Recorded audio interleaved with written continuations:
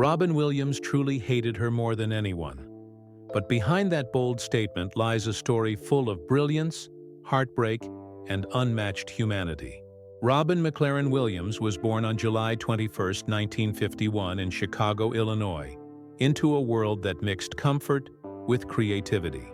His father, Robert Fitzgerald Williams, worked as a senior executive at Ford Motor Company, while his mother, Laurie McLaurin, a former model with sharp wit, filled his childhood with humor that would later define his career. Though his early life in Detroit's wealthy suburbs seemed easy, Robin often felt lonely and misunderstood, and to escape that isolation, he turned to laughter, creating voices, characters, and imaginary worlds that became his refuge and his power. After attending Claremont Men's College and discovering acting at the College of Marine, Robin's talent earned him a scholarship to the Juilliard School, where he trained under the great John Houseman and formed a lifelong friendship with Christopher Reeve. But in 1976, he left Juilliard to pursue stand-up comedy, realizing his true gift was not just acting, but improvisation, the art of turning chaos into laughter.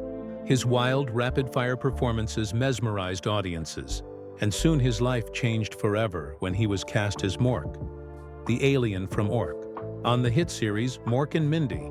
What began as a simple guest role on Happy Days exploded into a pop culture phenomenon, making Robin Williams a household name. His energy and warmth felt like magic, but off-screen, he wrestled with addiction and the emotional toll of fame. As his career grew, Robin proved that he was more than just a funny man. His dramatic turns in Good Morning, Vietnam, Dead Poets Society, Awakenings, and The Fisher King revealed his incredible depth and sensitivity. He had a rare ability to make people laugh and cry in the same breath. Then came his unforgettable voice work as the genie in Aladdin, a performance so brilliant it redefined animated comedy. Robin brought heart to every role, whether it was as the loving father in Mrs. Doubtfire, the adventurous hero in Jumanji, or the wise therapist in Good Will Hunting, a role that earned him his first Oscar. But behind those smiles was a man endlessly searching for connection. His personal life mirrored his emotional depth. Married 3 times, each relationship revealed different sides of his heart. His first wife, Valerie Velarde, was with him at the dawn of his fame, helping him navigate success and chaos. Together they had a son, Zachary, but the pressures of celebrity life pulled them apart. Robin later married Marcia Garces, who had once been his son's nanny. Their love blossomed into a true partnership, both at home and on film sets, producing movies like Mrs. Doubtfire and Patch Adams. They shared 2 children, Zelda and Cody, and for years built a family that kept him grounded. But fame, addiction, and depression eventually tore that apart too. His third wife, Susan Schneider, met him by chance at an Apple store, and their love was quiet and genuine.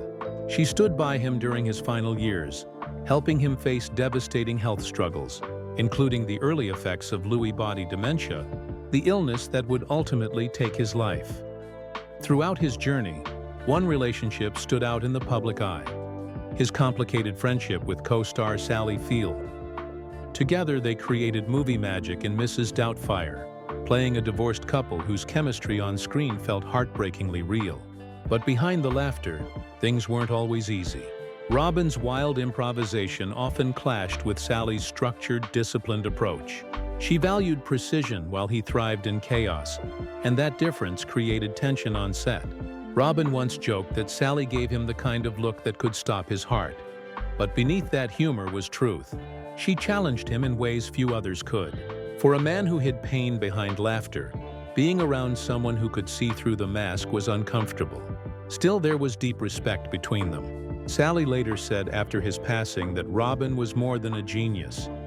He was the most delicate and vulnerable soul she had ever known. Their differences didn't create hate, but rather a strange emotional push and pull that gave Mrs. Doubtfire its real magic. Robin himself once admitted that she didn't buy the clown act, and maybe that was what made her special. She saw the man behind the mask. Robin Williams' life was one of light and shadow, laughter and loneliness. He gave the world joy, but behind that smile was a man carrying invisible weight. When news of his death broke on August 11, 2014, the world fell silent. Tributes poured in from across the globe, from fans, comedians, and even NASA, which wrote, "We will miss you, Robin Williams. We watched your movies. Now you're in our galaxy." His death was more than the loss of a performer. It was the loss of a soul who made millions feel less alone. Robin Williams once said that comedy is acting out optimism, and that's exactly what he did his entire life. He turned pain into laughter, fear into connection, and sadness into art. His legacy reminds us that even the brightest stars can hide the deepest darkness. And the funniest man in the world was also one of its most fragile. Robin's life will forever be a reminder that kindness, laughter, and understanding are the greatest gifts we can give each other. Don't forget to subscribe to Hollywood Bulletin and press the bell icon for more untold stories about Hollywood's most legendary stars.